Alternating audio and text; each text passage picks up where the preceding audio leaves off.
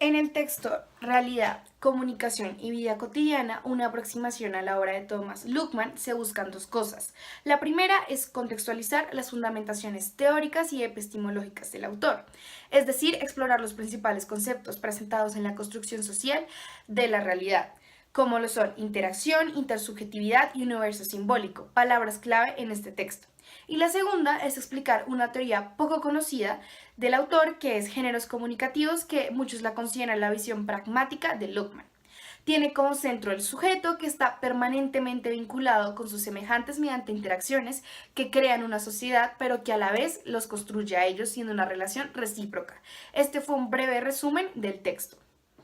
Entrando en la primera parte del texto, que se llama Luckmann entre el construccionismo social y la sociología, él plantea la teoría donde, a partir de la experiencia individual, el sujeto se describe la estratificación de su mundo con la visión puesta en la cotidianidad. Por lo tanto, la visión de la realidad cotidiana es dominada por la acción y la comunicación. Pero eso no es todo. Luckmann nos plantea cuatro características generales del construccionismo. La primera es que las experiencias de los sujetos en el mundo son procesos sociales y se concibe la interacción en la vida cotidiana como el que determina el conocimiento incorporado para los sujetos. La segunda es que todos los sujetos conocemos productos sociales y culturales específicos. La tercera es que cada modo de conocimiento trae formas de acción distinta con la que lleva a distintos resultados. Y la cuarta característica es que el construccionismo asume que todo conocimiento es histórica y socialmente específico, el cual desafía al esencialismo, individualismo y metalismo. También nos dice que el mundo social está conformado por conversaciones, que es muy similar a un juego, ya que desde que nacemos estamos en él, pero con unas pautas, unas reglas, que con el tiempo son una parte muy grande nuestra que nos permite crear significados de nuestro entorno. Pero el debate general se da en cómo podemos tratar los datos subjetivos en términos objetivos, cómo conocemos otras mentes y cómo se produce la comprensión y la comunicación recíproca entre sujetos. En la segunda parte del texto, que se llama Berger y Luckmann, Construcción Social de la Realidad, ellos nos plantean que del mundo conocido y de las experiencias compartidas se obtienen indicaciones de cómo interpretar la diversidad de símbolos, lo cual nos lleva a intersubjetividad del presente vivido, en el cual el sujeto habla y escucha en un mismo espacio y un mismo tiempo. Por lo tanto, la sociedad es un producto humano, una realidad objetiva, siendo el hombre un producto social. También en esta parte nos plantean dos tesis. La primera es que la realidad se construye socialmente y la segunda es que la sociología del conocimiento analiza procesos por medio de los cuales se construye socialmente la realidad, lo cual muestra la realidad como cualidad y el conocimiento como la certidumbre de que sí existen fenómenos. El argumento básico de que esto sí es posible es gracias a la institucionalización y la legitimación, debido a que la realidad abarca fenómenos del pasado, donde los sujetos ven la vida cotidiana en grados distintos de proximidad o lejanía, tanto en territorios como en lugar. Se habla del universo simbólico, que es la memoria que comparten los individuos sociales como marco de referencia para sus acciones individuales. Por lo tanto, la realidad de la vida cotidiana es intersubjetiva. En la otra parte del texto, titulada Luckmann y la teoría de la comunicación, él nos plantea tres partes importantes. La primera es que las interacciones son el fundamento de lo social y son permanentes, siendo el lenguaje un sistema de acción. La segunda es que los modelos de interpretación y acción compartida son dinámicos y cambiantes. Y la tercera es que no hay realidad sin seres humanos, ya que ellos son los que lo aceptan y lo divulgan por medio del lenguaje. Dicho esto, entramos a la cuarta parte del texto, que se titula Géneros comunicativos y construcción comunicativa de la realidad, que tiene como idea básica que toda acción simbólica o comunicativa está sujeta a las normas que forman la conducta, pero ojo, no todos los procesos comunicativos son formas de acciones rígidas y los actores no siempre se basan en formas previamente determinadas. Muchos actores vuelven a construir y diseñar sus actos. En la idea de los géneros comunicativos, él dice que son soluciones a los problemas de comunicación y que son medios y programas para construir intersubjetivamente un sentido. Sin mencionar que Luhmann identifica la comunicación inmediata, oral y recíproca, que es fundamental para la construcción y el mantenimiento de la realidad. Para Luhmann, los géneros comunicativos se distinguen en tres estructuras. La primera es la material interna, que son las formas de expresión más o menos convencionales e importantes en la comunicación directa, desde el cual el autor puede elegir entre los distintos códigos comunicativos. La segunda es la social externa, que son las definiciones socialmente fijadas que establecen contextos sociales como comunicativos y situaciones sociales como comunicativas y determinados actos comunicativos.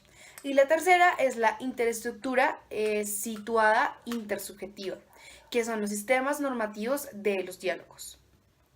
Finalmente, Luhmann en esta parte nos dice que los géneros pueden ser términos cotidianos, pero también analítico-teóricos, y que no son estáticos, pues cambian con el paso del tiempo. Además de que para Luhmann no existe comunicación que no sea social, ya que son un proceso de adaptación.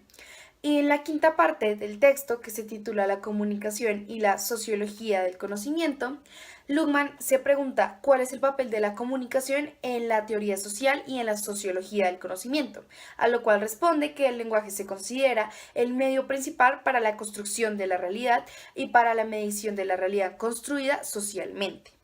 Por medio de los símbolos, los hombres pueden como superar los límites de la experiencia, no solo del tiempo, sino también del espacio, y es mediante a la comunicación precisamente. Por lo tanto, llegamos a la sexta parte del texto, la cual es el cierre, que hace una breve recopilación de todos los aportes de Luhmann. El primero es que la comunicación es una acción social que usa signos de diferentes formas y es recíproca. La segunda es que las acciones individuales se encuentran sistemáticamente relacionadas. La tercera es que la comunicación es un proceso de producción y de mediación del conocimiento, en el cual es necesario la producción y la reproducción de las estructuras sociales. Y la cuarta es que los géneros comunicativos son patrones y prefabricaciones de los procesos de conocimiento que resuelven problemas de transferencia de comunicación entre sujetos.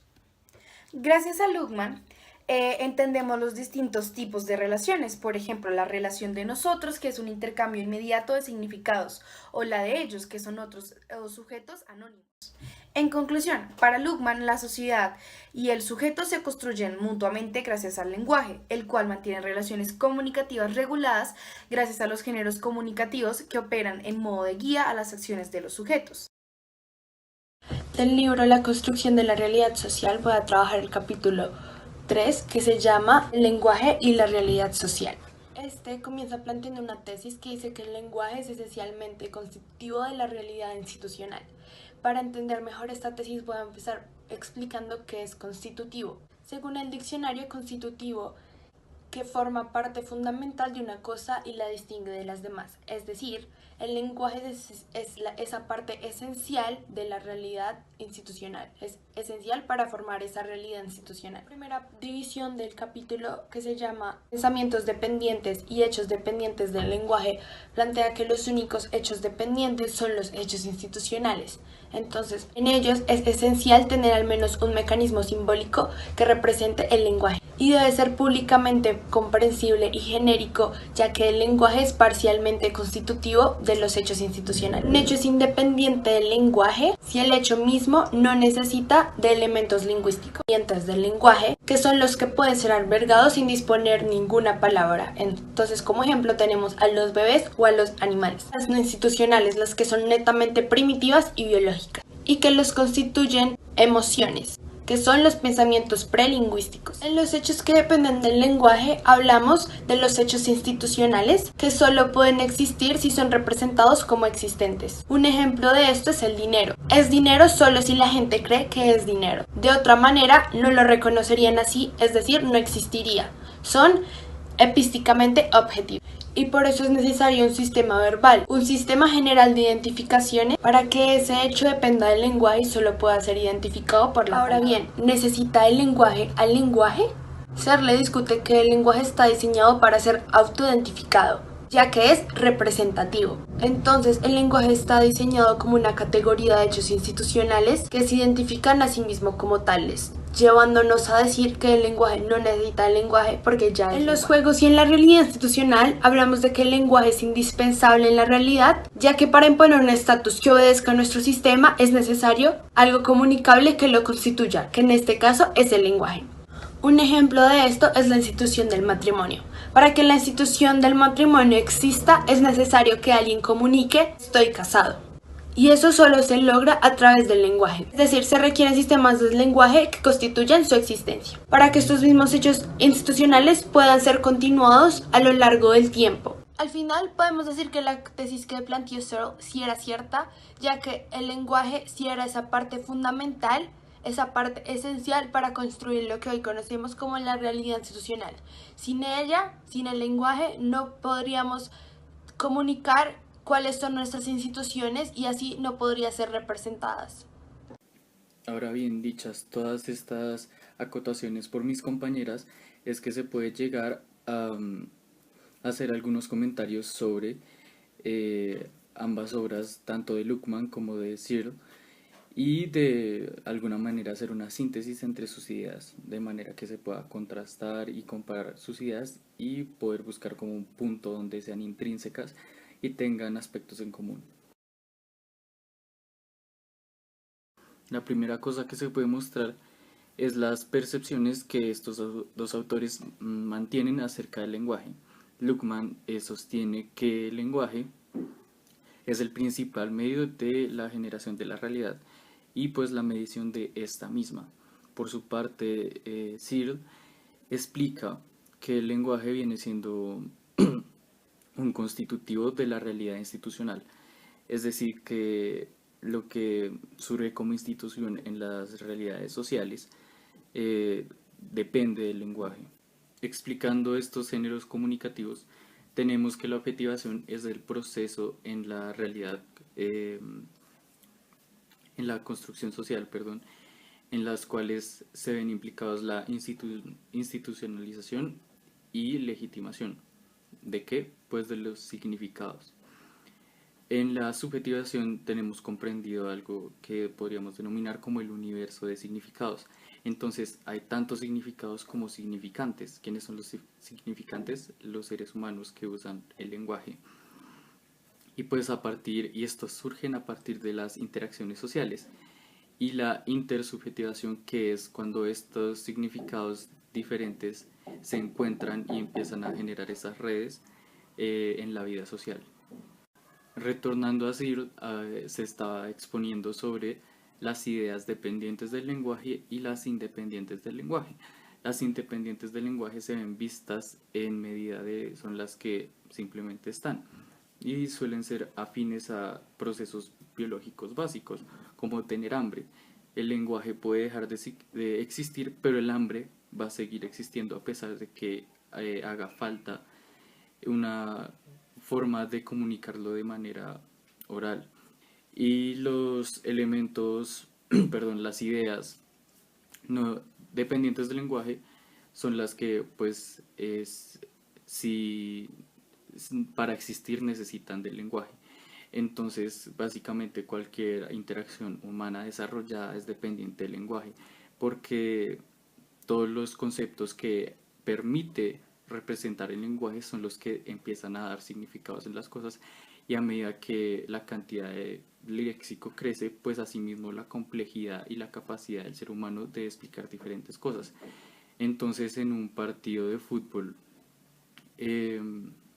o de baloncesto, o en una carrera equina, o en una granja, en una variedad de cosas, en campos políticos, la organización de un estado, inclusive en experimentos de laboratorio, todo este tipo de cosas se ven. En un partido no sería posible entender si no hay conceptos como la demarcación de la cancha, las líneas, los balones, el cuerpo, demás cosas.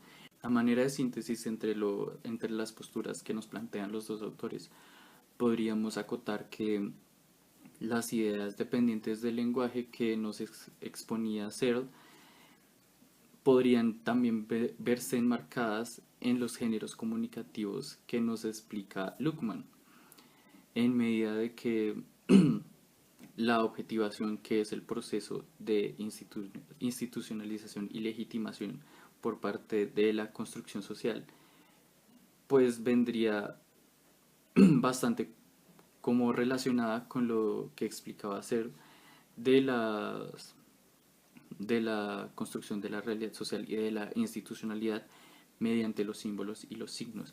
Asimismo, estos conceptos dependientes del lenguaje pueden verse de diferentes perspectivas por diferentes comunidades en diferentes contextos, tanto temporales como geográficos. En esta medida se ve implicada la subjetivación, porque varias palabras, varios conceptos y distintas dinámicas sociolingüísticas se ven afectadas por esto. Entonces se podría hablar de una subjetivación de las ideas no dependientes del lenguaje.